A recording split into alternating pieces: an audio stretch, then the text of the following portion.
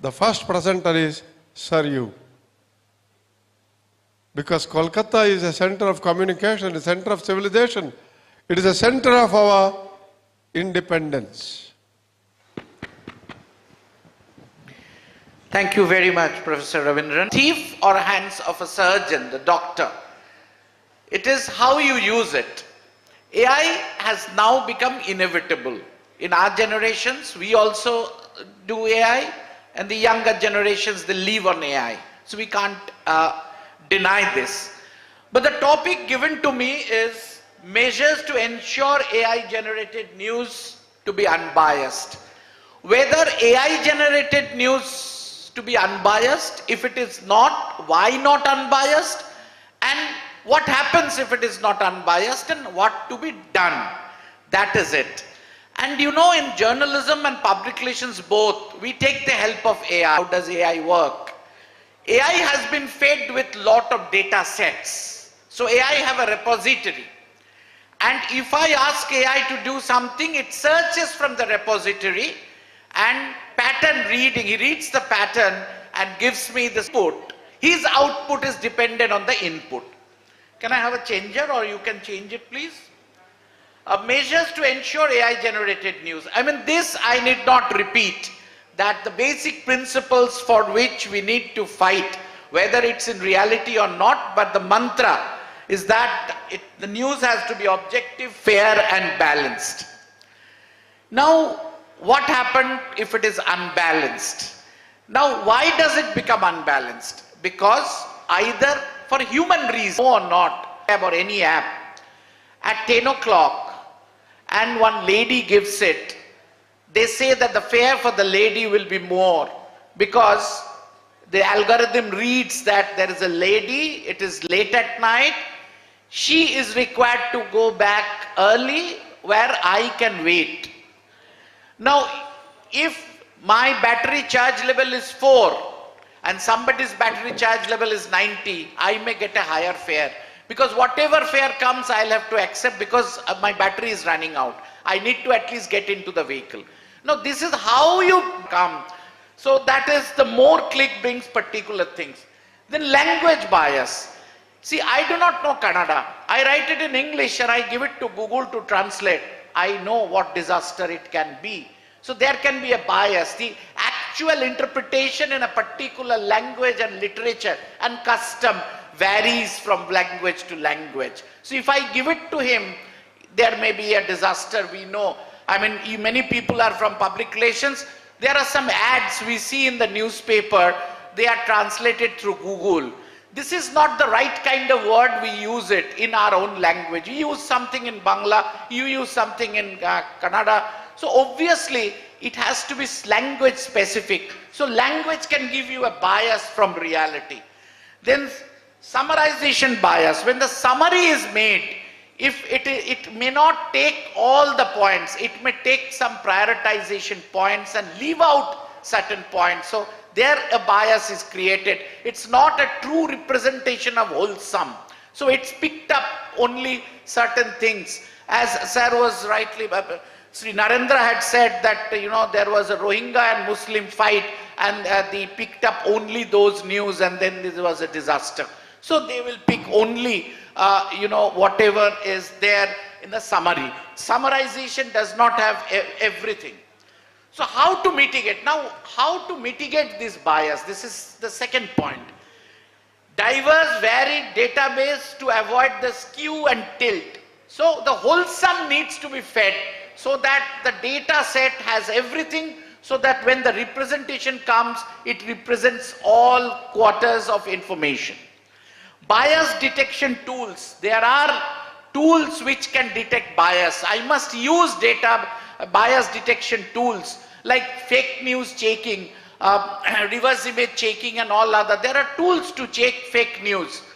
Obviously, those apps and those methods, the tools are to be used.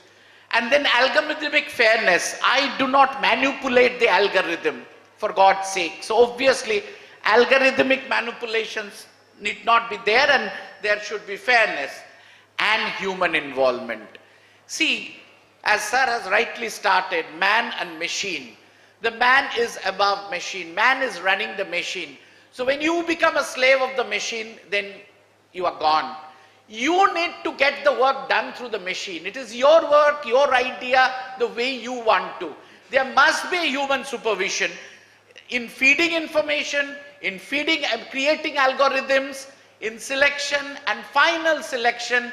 It has to be your choice, your review, your supervision. AI which detects whether there is a bias in the AI or not, so that can be used for this. And human involvement, as I said, the generated content with human journalistic review. Now, avoiding sensationalization. You know, the example you have got in the inaugural session, the Rohingya and the Muslim. Sensationalization, it gets more eyeballs, it gets more viewing, it gets more clicks. But if the algorithm is briefed that no, if it is dangerous, it can create, its impact can be harmful, so it should not prevent.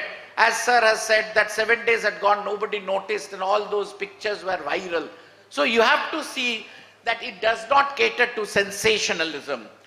Representation of diverse viewpoints. See, the first you have given the whole set, but you have to ensure that each section neatly directly related or directly in proportion with the number of members the party A or party B or party C has. Obviously, the opposition parties having lesser numbers also get more, proportionately more time for discussion. Similarly, obviously the opposition parties having lesser numbers also get more, proportionately more time for discussion.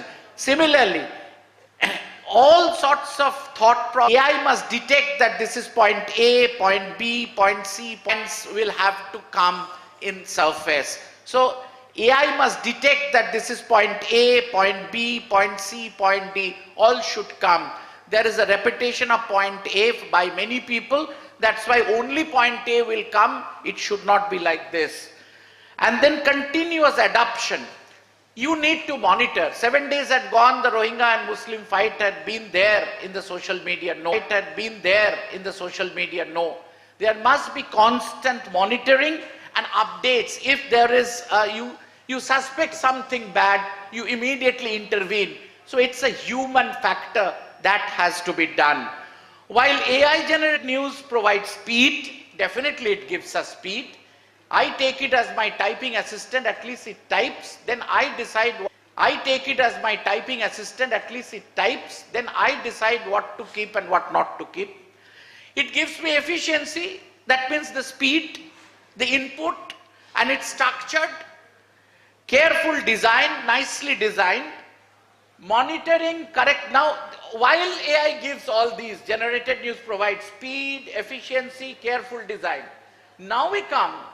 Monitoring, corrective measures with human supervision can ensure zero bias.